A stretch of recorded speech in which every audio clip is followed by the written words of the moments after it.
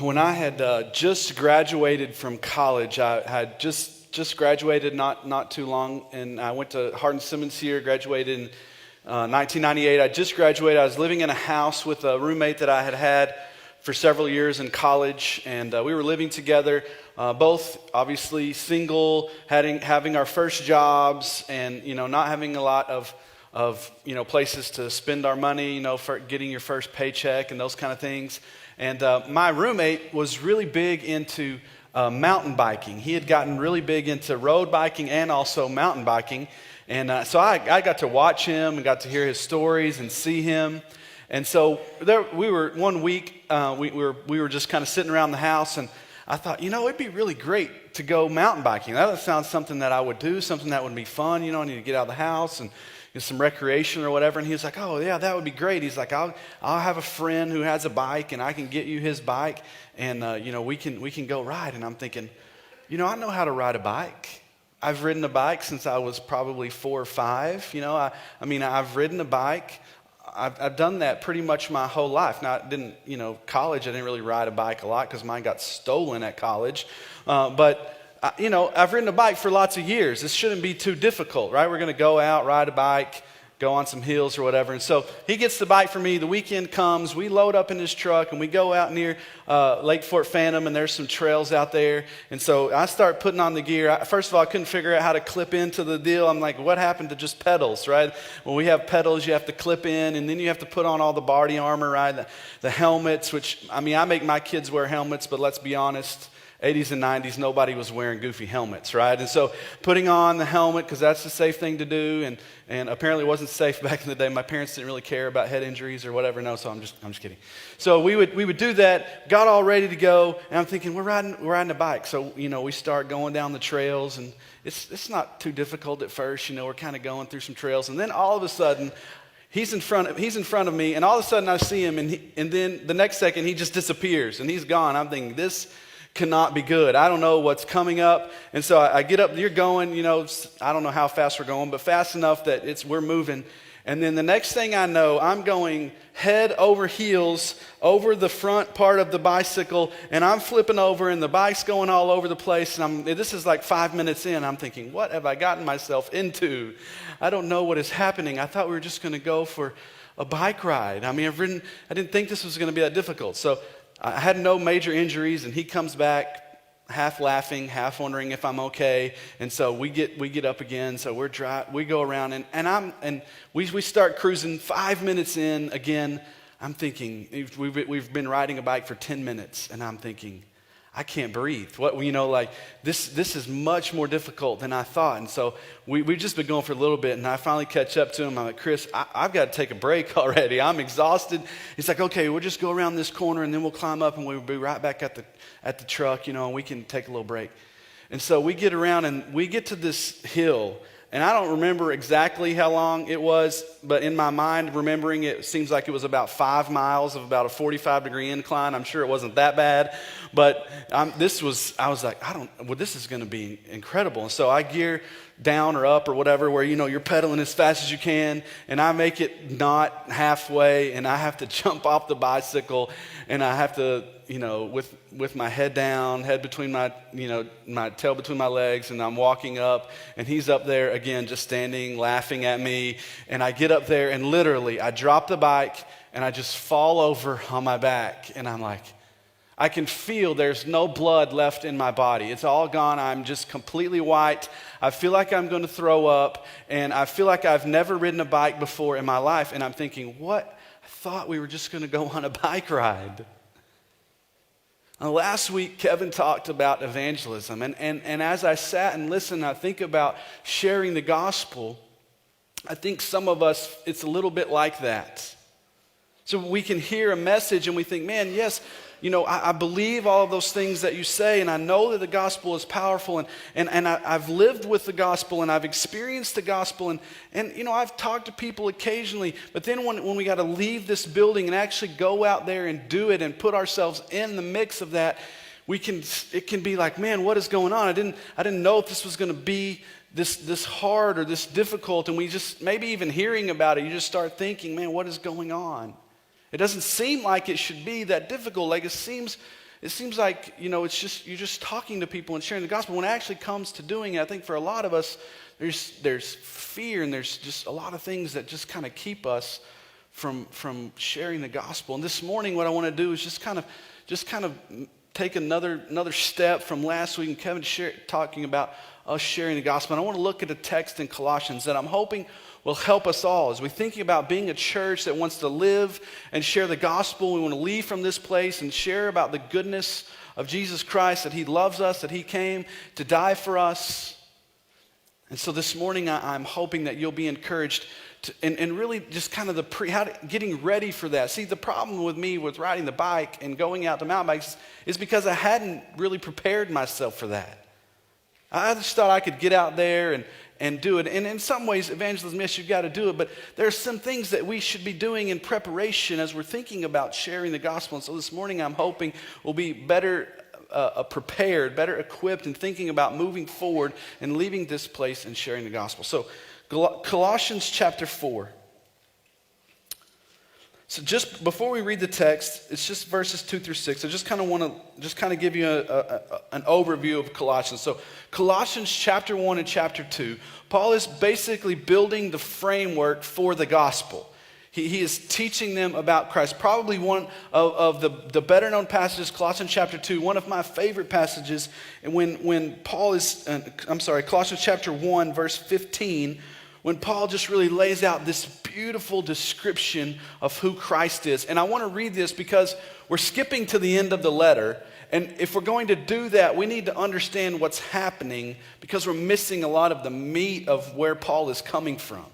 And we're going to get in really to some commands today. But before we get to the commands, we need to understand the foundation that Paul has already built on. Or it's just going to seem like works. It's just going to seem like we got to do this. Because it's just what we have to do. And if we don't understand there's a foundation from which it precedes or that it comes from, then it's going to be better. So I just want to read this quickly, just so you can see it. Colossians 1, chapter 15. He is the image of the invisible God, the firstborn over all creation. He's talking about Jesus Christ. Verse 16, because by him everything was created in heaven and on earth, the visible and the invisible, whether thrones or dominions or rulers or authorities, all things have been created through him and for him. He is before all things, and by him all things hold together. He is also the head of the body, the church. He is the beginning, the firstborn from the dead, so that he might come to have first place in everything. For God was pleased to have all his fullness dwell in him, and through him to reconcile everything to himself by making peace through the blood of his cross, whether things on earth or things in heaven. Verse 21, and you were once alienated and hostile in mind because of your evil actions. But now he has reconciled you by his physical body through his death to present you holy, faultless, and blameless before him. If indeed you remain grounded and steadfast in the faith and are not shifted away from the hope of the gospel that you heard.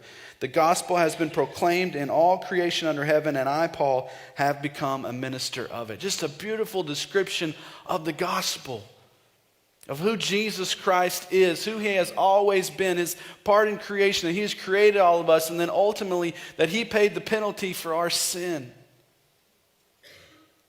He died on the cross for our sin that we might be reconciled back to God.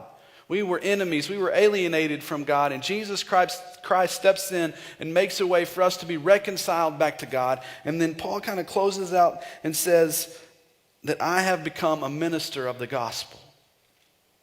So the result is that what he has done in the gospel, that now we are the ministers of the gospel. And so first, chapter 1, chapter 2, just laying that foundation. And then chapters 3 and chapter 4, giving flesh to how we need to live that out. You see several lists of putting away the sins in our lives, and it kind of gives some lists. And then here in chapter 4, right at the very end, I love the ends of the letters because there's lots of exhortation that the authors give. There's particularly Paul, there's lots of like, okay, now that you know all of this, now that all of this is true, this is how you need to live. Just kind of a final like push, right? You know when you get to the end, if you ever get a letter if you're like me, if you get those letters in the mail, maybe not even personal letters, but not bills, but people want you to buy something or whatever, right? You just kind of skip, who's it from? And if you're like me, I just get through this. I want to know what they want, right? What is it that they want from me? And then I go back up and figure out what they're trying to say. This is kind of like what Paul is doing here. This is the push. All right, so chapter 4, verse 2. Devote yourselves to prayer. Stay alert in it with thanksgiving. At the same time, pray also for us that God may open a door to us for the message to speak the mystery of the Messiah, for which I am in prison, so that I may reveal it as I am required to speak. Walk in wisdom toward outsiders, making the most of the time. Your speech should always be gracious, seasoned with salt, so that you may know how you should answer each person. So Paul gives these commands, and what I want us to see before we jump in here is that they're all built around evangelism. They're all built around, or the context being the gospel of Jesus Christ. Like he talks about praying, and in a sense it seems like just being devoted to prayer in general. And that's probably true, but even we're going to dive into this, but you see he says that we're going to be praying for Paul and praying for us as you're praying for yourself. The implied Paul saying, as you're praying these things for yourself, also pray these things for us, that we would be able to share the gospel. And then the next one, when he talks about walking in wisdom towards outsiders so you make the most of your time. Well, what are you going to make the most of your time? Sharing the gospel, how you live your life. And then the last thing, your speech should be gracious so that you may know how you should answer each person. What are you giving an answer for? You're giving an answer for the gospel of Jesus Christ, the mystery of Christ. So all three of these commands or exhortations that we're going to see have themselves centered in the context of the gospel, of sharing the gospel. And so as Paul is closing out this letter and he's giving the readers kind of some exhortation, these three things that I'm really hoping for us this morning that we'll walk away from: steadfast prayer, wise conduct, and gracious speech. Those are the things that we're going to look at this morning. The first thing he says is you focus on the gospel, devote yourselves to prayer, stay alert with thanksgiving. At the same time, pray also for us that God may open a door for the message to speak the mystery of the Messiah, for which I'm in prison, so that I may reveal it as I am required to speak. The first thing, and really the one that he spends the most time on in this section, is that you should be a people devoted to prayer. Now, prayer is just who you are. If we're going to think about leaving this place and sharing the gospel with people, you better find yourself devoted to prayer. And he kind of gives three characteristics. He gives three characteristics here of this devoted prayer that's going to help us. The first one he says is this idea of being devoted to something. I mean, this is a devoted prayer. This is something that you're going to be steadfast in.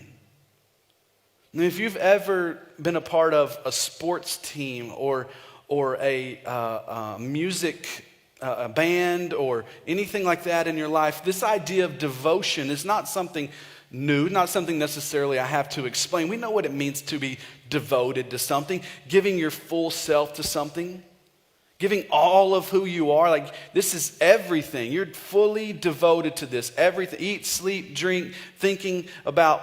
This is how we should consider prayer. We're going to be fully devoted to praying. It's going to take persistence. When we are devoted to prayer, what happens is it's going to build within us discipline, and it's going to build within us patience. What Paul wants them to do is be devoted to prayer, because it's going to build within them this idea of really working hard, kind of an idea of a battle. Like, this is, you're in a battle. It's going to take full devotion. This is not something we're just kind of do whenever we get a chance. If you want to be successful, if you want to be someone who is obedient in sharing the gospel, it must begin with prayer, and it must begin with a devoted or a consistent prayer life. You're praying consistently about the gospel. And then the next part there, he says, stay alert in it. The type of prayer that's needed for evangelism is an alert prayer or a watchful prayer. And if you remember last week, one of the things that I've been really rolling around in my mind is the idea of what Kevin talked about the watchman on the wall. This idea of being watchful in our prayer, that we're alert, we're paying attention of the things that really he's going to talk about in a minute, but people who need the gospel, opportunities to share the gospel, that we are people who are alert in our prayer. And I just, the reason I've been rolling this around, I don't know if you've ever had to be the watchman. One time we went out to play, I went with some college guys, and we went out to play paintball.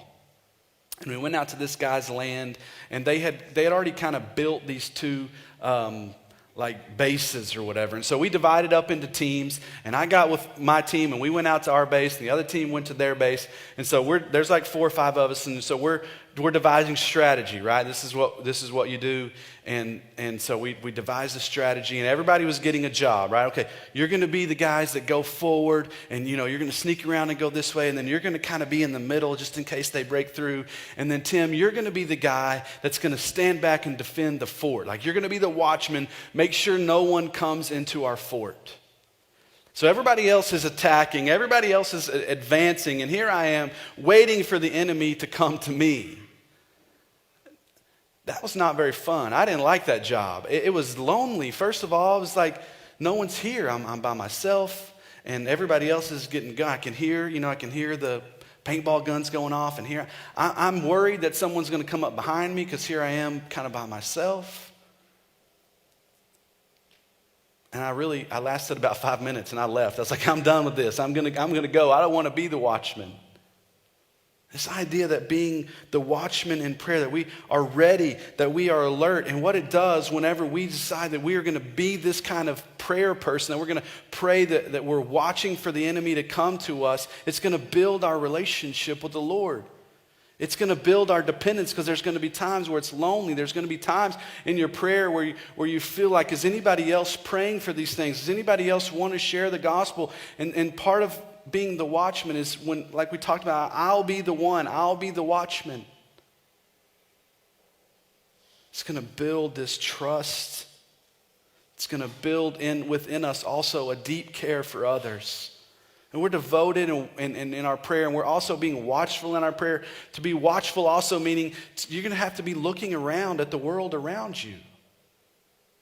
You're going to be praying for others. If you're praying for other people, particularly people who don't have the gospel, it's going to build within you this deep care for them. Because you're devoted in prayer for them. You're praying for them often. You're going to start caring about them. It's not going to just be, oh yeah, I see them today. No, I've been praying for you all week. And so when you see them, it's like, okay, can I share the gospel? Can we do this? Because you've been praying for them. You've been thinking through them. You've been thinking about them. And then the last thing he says here about prayer is that we need to stay alert in our prayer with thanksgiving. Our prayers are going to be really, as we're praying for people and praying for the gospel, that we're going to also have this built in with us, this thanksgiving. And I think what Paul is trying to articulate here is that we are, in our prayers, going to understand that we are totally and completely dependent on God. For us to share the gospel and for people to understand and experience the gospel is really truly for the Lord. It's going to build with us in a dependence, right? We're thankful to God because we depend on God to answer our prayers. We depend on God to hear our prayers and answer our prayers, for us to share the gospel, to see people come to Christ. And in our prayer, there's going to be built in this dependence as we see God working, as we see God moving, that we're going to be humbled and we're going to say, thank you, God. Thank you for allowing me to share the gospel. Thank you for this person coming into the God. Thank you for this. And what we understand is that God is the one who is ultimately in control. We're completely dependent on him. Because Paul, in the next part, he says these are the two things that he wants this people to be praying for him. And I think the implication here is, he says, as you're praying this at the same time, like as you're praying, as you're being devoted for prayer, you're going to pray this for us. I think there's an understanding here. If you're praying this for us, you probably should be praying it for yourself as well. And he says, pray that God may open a door for the message to speak the mystery, so that we may reveal it as I am required to speak.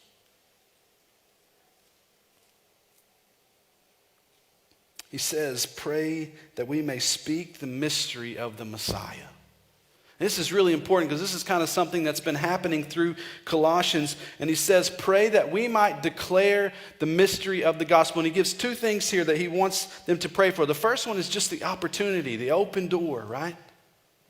They're praying for the chance. Paul said, pray for me. Pray that God would give me opportunity to share the gospel. If we want to be a people who are going to leave this place and share the gospel with people around us, we need to be praying and asking the Lord, God, will you give me opportunity? Will you give me a chance? Will you put someone here for me? God, will you allow me to see the people around me that are every day around me, the chances for me to share the gospel? Would you give me an opportunity? And this is particularly for Paul because he's in prison, so it's a little bit different for him. But you don't see Paul making an excuse because he's in prison. Well, here I am in prison. You know, I see the same guys pretty much every day. There's no excuses. I want opportunity, even in the midst of being in prison. Well, what about us? We live every day and we have these people around us. Are we praying, God, give me the opportunity? We have opportunities really all around us. Well, God, can you just let me do this? And then he says, we'll also be praying for clarity to share the gospel. It says, may I reveal it, or your translation, make it clear. God, when you give me that opportunity, will I also be able to share the gospel clearly? Will I be able to share this in such a way that people will understand it, that people will see it, that people will see the goodness of the gospel? And in particular, right before that, when he says the mystery of the gospel, the mystery of Christ, the mystery of the Messiah. God, will you allow me to share the mystery of who you are? And what's been working out through the text of Colossians, this mystery, is that the grace of God is for everyone. This is the clarity that he wants to speak. Not that he has all the right answers when you get into this theology and all this theology. That's not where Paul is going. Paul's saying, I just want the clarity for people to see the beauty of Jesus Christ. And that they would see that grace is for everyone. There's this argument that's happening here in Colossae about that the gospel really isn't for the Gentiles. This mystery that he's talking about is the mystery that the gospel is for everyone. That we ought to be praying for the opportunity for everyone around us to share the gospel of Jesus Christ that says the gospel is for you. It doesn't matter your sin. It doesn't matter what family you're from. It doesn't matter how much money you have or you don't have. None of those things matter. The gospel of Jesus Christ is for everyone. God, help me share the gospel with clarity. Help people see by my words when I speak to them. So we're going to move in here in just a minute to deeds, but before we get there, we must understand that evangelism is a declaration of the gospel, is a declaration of Jesus Christ and what he has done, is a declaration of Colossians chapter 1. How will they not know if someone doesn't tell them? Before we can move to deeds and before we can move to how we speak, we must understand that the gospel requires that we share with our words about Jesus Christ. And we're praying that God would give us opportunity and that we'll be able to do that with clarity. We ought to be preparing ourselves for those moments, those opportunities that come, that we'll be able to share clearly the gospel of Jesus Christ. The second thing, after you've prayed, after we've been devoted for prayer, after you really give yourself to praying for opportunity for share and for clarity to share the gospel, he says that we must have wise conduct.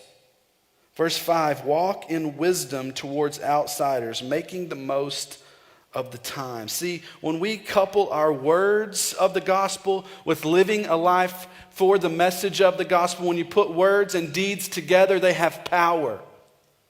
So when people see you sharing, when they hear you sharing the gospel, when they hear your words, and they match up your words with a life that's been lived for the glory of God, there's incredible power when those two things come together.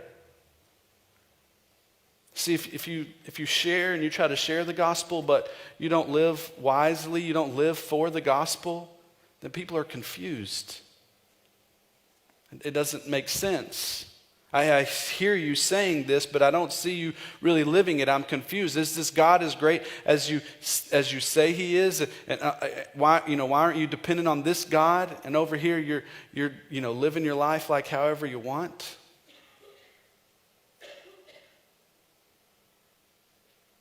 When they see us repenting of our sin, when they see us confessing when we've made mistakes, they will see the gospel. I'm not saying that we have to live perfect. I'm saying we live according to the gospel, which says we live for the glory of God. And when we don't, when we make mistakes, that we find ourselves running to the cross. We find ourselves asking people for forgiveness. And see, every day we have moment after moment where we have the opportunity to live the gospel with our lives. People are watching us. If we're declaring that Jesus is the Messiah and he is the way to life, he is the way to salvation, he is the one who can forgive us of our sins, he is the one who is worthy of all of our praise, he is the one who we want to live for. People are watching you. They're watching your lives. They're watching how you live. They're watching to see if these things match up. They're watching to see how you treat the stranger, how you treat your enemy or your opponent. They're watching to see how you treat your roommate, how you treat your friends, how you treat your boss, how you treat your coworkers, how you treat the people around you that are really hard to like. College students, they're watching to see how you treat that teacher who won't bump your C to a B, or gave you that last minute assignment. How you treat your parents, how you treat your siblings. People are watching us. They're watching to see how we're living our lives, how we're treating other people, how we're treating our family, how we're treating our kids, all around us, how we're treating the guy who didn't get us our food fast enough at the restaurant. They're watching us and they're wanting to see, are we going to be a people who are living the love of Jesus Christ? Are we living like a people who have been completely redeemed, who have been completely forgiven, who have been completely changed? Are we living for the glory of God? And then Paul says they're making the best use of the time. I love that phrase. I use it often with the college students, that we walk in wisdom toward these outsiders, that we would be wise in the way that we walk, that they might see the gospel of Jesus Christ, making the most of the time or redeeming the time. Every moment in our life is just filled with these opportunities to live out the gospel, certainly to share the gospel with words, but also to live out them in word and or deed. This idea of redeeming the time or making the use of the time kind of has, I think, within us, when we think about that, we think of a coupon. It's like we have all of these moments where we have these coupons that we have the opportunity to redeem. But what happens is these moments come and then they go, and we'll never have those chances again.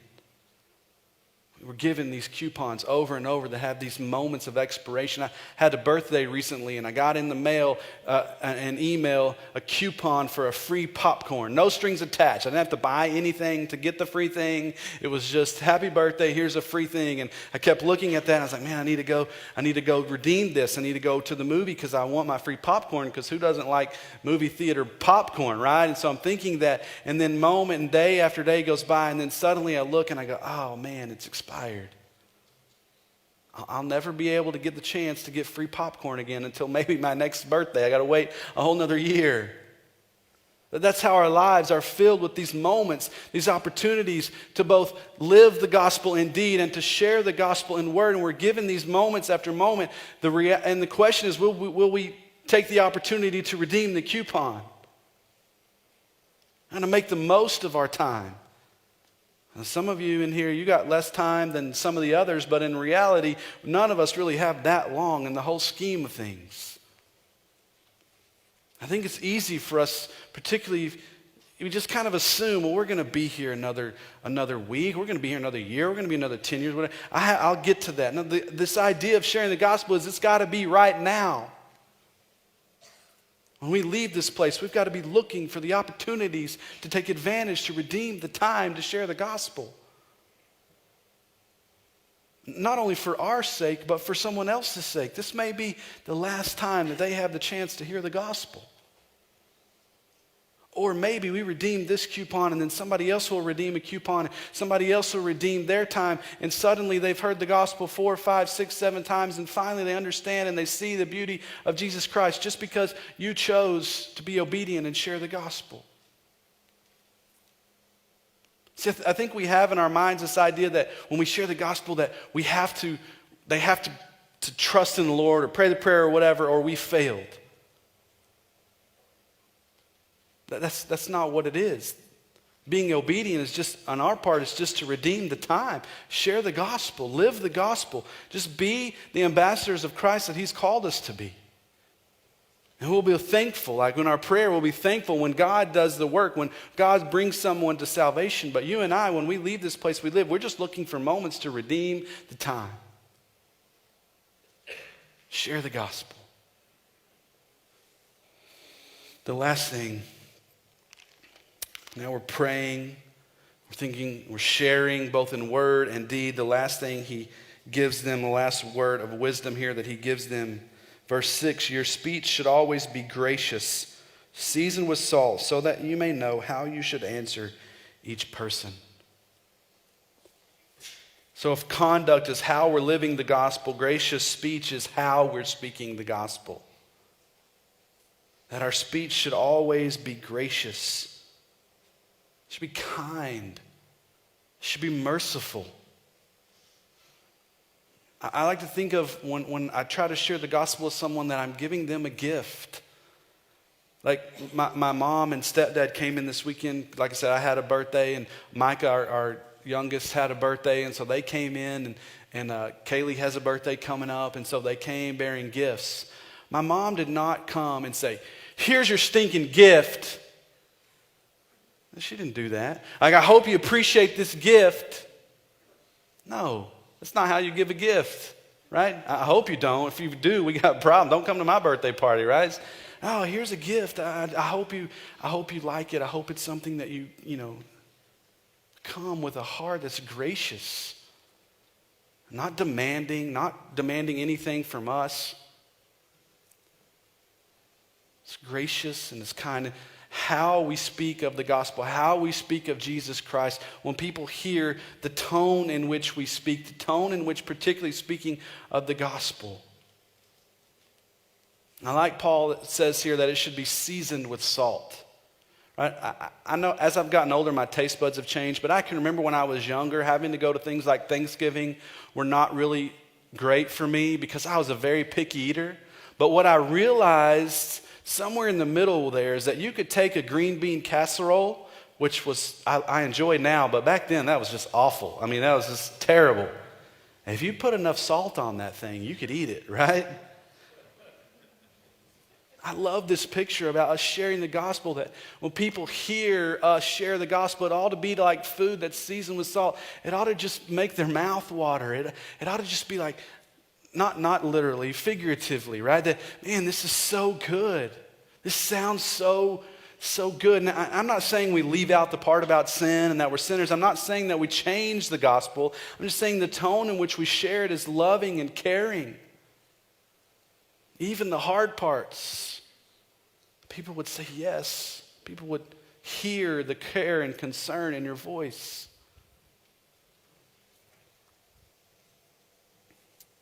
When people hear us speak about Christ, it shouldn't be boring.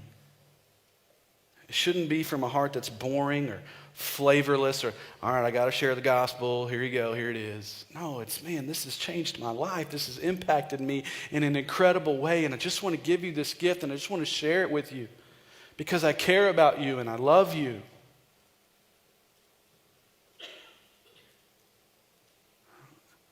Particularly when someone comes back and they don't see it as tasteful.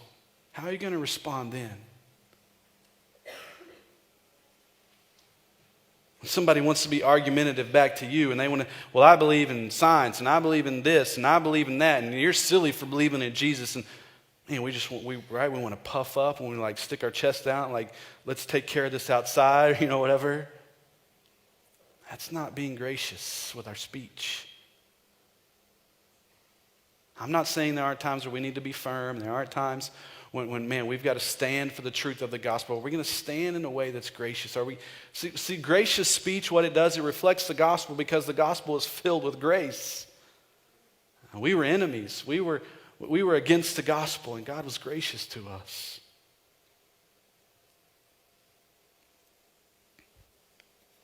Okay, I want to close here with just 3 quick questions that might help us as we're thinking about this. The first one is, how often do you pray for an opportunity for you or yourself to share the gospel? I mean, are you really spending time devoted, diligently praying, God, God, would you just help me share the gospel? Would you help me see the world around me the way you see it? God, help me share the gospel. Number 2, do you view the conduct of your life as a partner to sharing the gospel with your words? Do you see the two coming together? Are you overly dependent on your life? That's part of the question. Well, I'm just going to live the gospel and then hope that they see Jesus. Listen, if you just live your gospel and you never share the gospel, they're not going to understand. They're not going to know. They're going to look at you and go, oh, he's a nice guy. She's a nice girl. When you put the two together, when you see them as a partner, when you see your words and your deeds, man, they just are incredibly powerful. You see the two coming together as a partner. And then the last one is, how do you speak of Christ? How are you speaking of Christ? Are you argumentative? Are you harsh? Is God just kind of this fairy tale, like, hey, there's the big man upstairs? Are you speaking about him in gracious, relational terms? What about the things you're writing, the tone of the things that you're writing on Facebook or social media? Somebody puts something out there you don't like. Do you respond with graciousness? And God has given us an incredible opportunity to be ministers of the gospel, to leave this place. Can you imagine what it would be like? Just think about this. A church who said, we are going to be fully devoted to praying and sharing the gospel. We're going to be fully devoted to praying that God would use us, that God would give us opportunity after opportunity to clearly present the gospel to people. And that we're going to do it in graciously. We're going to speak graciously, and we're going to have these wise deeds. Imagine what a church of 400 people, if we decided to leave this place, and this is what we were going to do. We were going to be obedient to God, saying that this is what I'm going to be devoted. I'm going to pray. I'm going to pray consistently and pray earnestly. God, give me opportunity to share the gospel. And we're going to try our best to do it with clarity. We're going to try our best to do it with gracious words. And we're going to try to live our lives in such a way that when we share the gospel, people would see, yes, I've seen that in your life. I know, and these things would come together. What would happen is we would see people come to Christ. And we'd be able to go back to the beginning, and we'd now be praying thanksgiving. God, thank you for what you've done. God wants to use us. God wants to use a church of people who would say, I want to be devoted to living my life for the gospel and sharing the gospel with my words. That is a church that God wants to use.